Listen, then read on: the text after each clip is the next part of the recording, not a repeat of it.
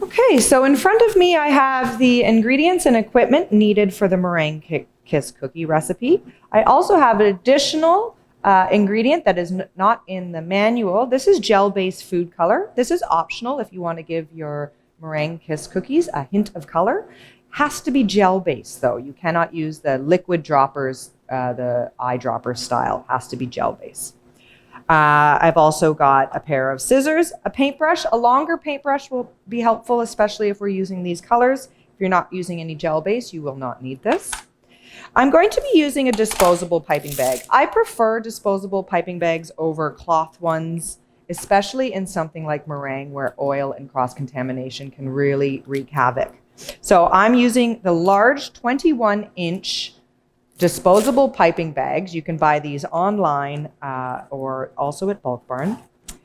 Here is my piping tip. Now, all brands have a different numbering system. So this is an 825 Ateco star tip. But as long as you're looking for a piping tip roughly the width of a dime with some kind of textured tip, you're going to get some really creative shapes. So a nice piping tip. My eggs, 6 large eggs. Industry standard is large and room temperature is necessary there. And I have my sugar measured. Whatever the egg whites weigh, the sugar can weigh a max of 1.5 times that weight. So for my 6 egg whites, which will total 180 grams of egg whites, I can get 270 grams of sugar into that.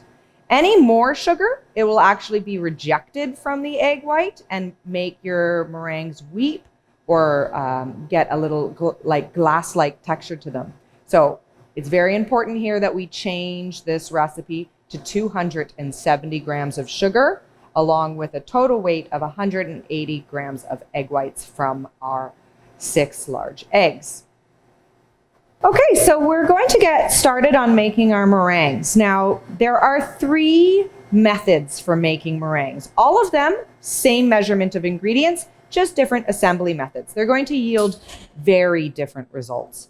In the lesson today, we are going to be doing a French meringue where I'm going to whip my egg whites and slowly incorporate my sugar. This is a quickest way to get a good meringue. But because we're in Canada and our eggs are pasteurized, unlike in Europe, the French meringue that we make in Canada is never going to be as strong as a European meringue would be. So if you find that the French meringue is a little bit too weak for you or collapses too easily, you can switch to one of the other 2 meringue methods, which is Swiss or Italian. Italian is where I take my sugar and cook it separately and then incorporate it into my whipping egg whites, sort of like a hot sugar syrup. This is going to cook the egg whites, stabilize them, and I like to describe it like it's a spider web thread of candy around the bubbles that are going to hold that meringue in place. It is a very stable meringue when you make it in the Italian method, but it is tricky because you can overcook your sugar, or it's also dangerous because you can get splattered with the hot sugar.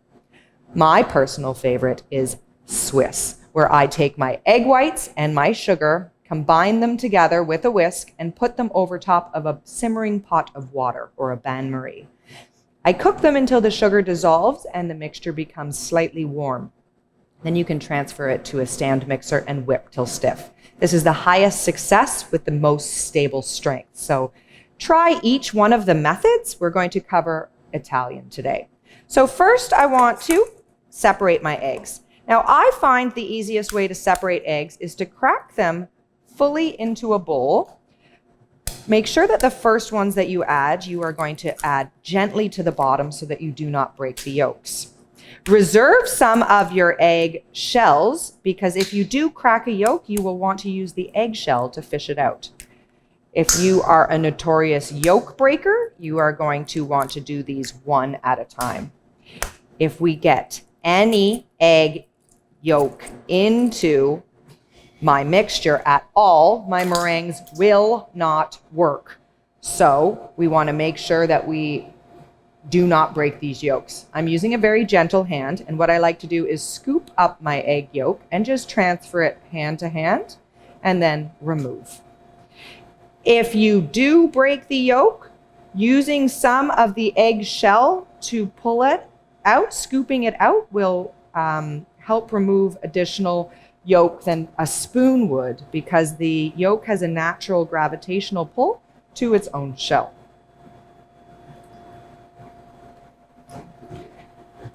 We are going to transfer this to a stand mixer.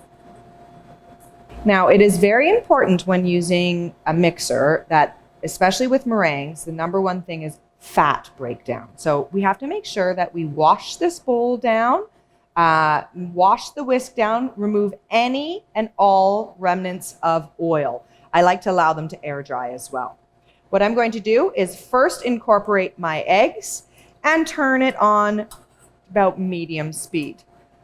I personally do not like to give specific speeds because every machine is going to be different. But the idea is you're looking for stages to be passed. We're going to be looking for what I like to refer to as a latte foam stage, so it will look a lot like a latte in a commercial. So I'm going to turn it on to medium speed.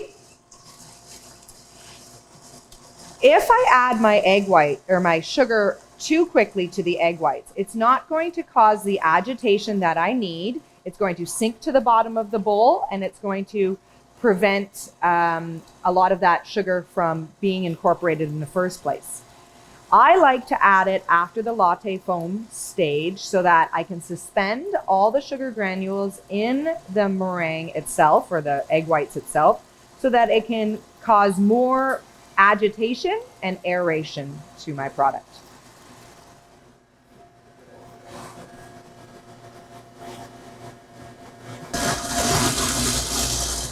So I'm starting to approach the latte foam stage. As you can see, it's starting to look more white, more opaque. I still see irregularity in the bubble sizes, so some large and some small, but this is a good time to start reining in our sugar. And by reining, I mean to add it incredibly slowly, grains sort of showering down.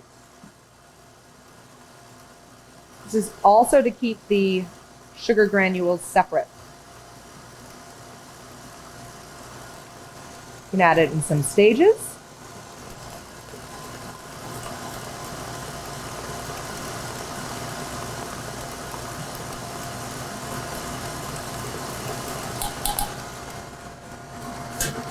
Now we are going to whip this till stiff peaks. There is an opportunity here for over mixing. If you start to see little white flecks slightly separate from the mixture, we're getting too close to over whipping. If this is the case, sometimes you can add a little bit of extra egg white and that will bring it back.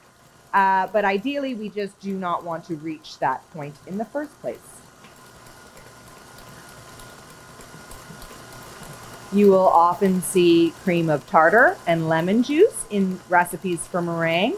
These are present to break down fats if they are present. The idea is to not have fat present, therefore we don't need them. I don't mind a little bit of lemon juice or vinegar, but I find cream of tartar will put a metallic undertone of flavor there. So try to avoid it and just work clean and you won't need it.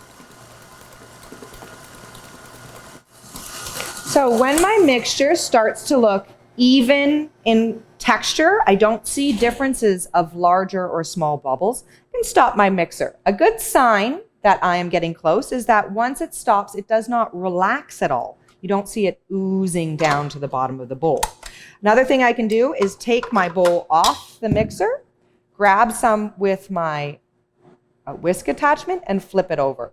If you can see your curl flopping over like this, we can still give it a bit more. So I want to have that standing up directly.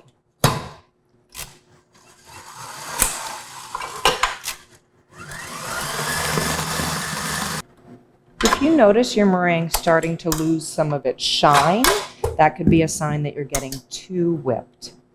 So I'm getting a good stiff peak. Might wobble a bit, but it's standing nice and straight. So I'm going to get ready for piping. So now that my meringue is ready, I'm going to get my piping bag prepared. What I like to do, just because I like the look of some design on my meringues, is turn my piping bag inside out with my piping tip inside of it. And I'm going to take my brush, starting with my lightest color, which I have here is yellow, so I don't have to wash my brush. Draw lines inside your piping bag inconsistently, being very light on the food color. If you tend to go pretty heavy on food color, you will get gumminess to your meringues. So I'm just going to add a couple colors here. You don't have to worry about being consistent. The more inconsistent this is, the better it will look. So that's my piping bag prepared. I can get rid of these.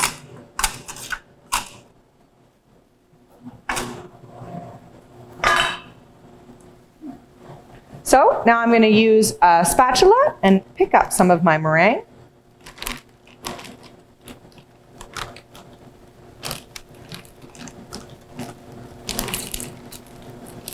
Working with less is a lot easier sometimes.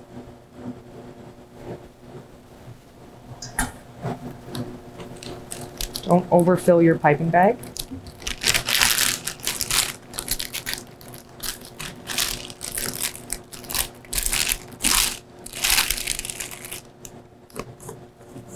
Now, the more you handle this meringue, the more it can actually collapse on you. So we want to practice our piping skills before we get to meringue. Or if you find that this is too hard for you to pipe without it collapsing, you can try one of the Italian or Swiss methods.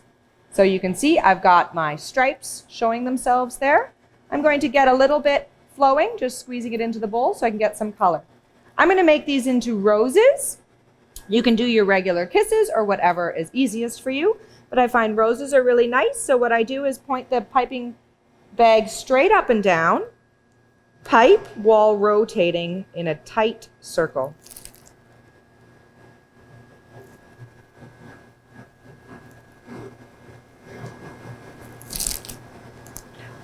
I don't have to give these a lot of room because they're not going to spread, but they will swell a bit. So it's good to have about a finger's width apart.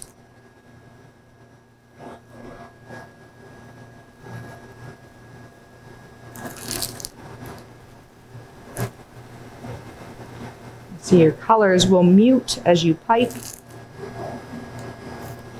And do make it kind on yourself. Instead of reaching all the way around, turn your piping or your tray around, bring it towards yourself. Now, if you don't like the swirls, you can do just regular up and down kisses as well.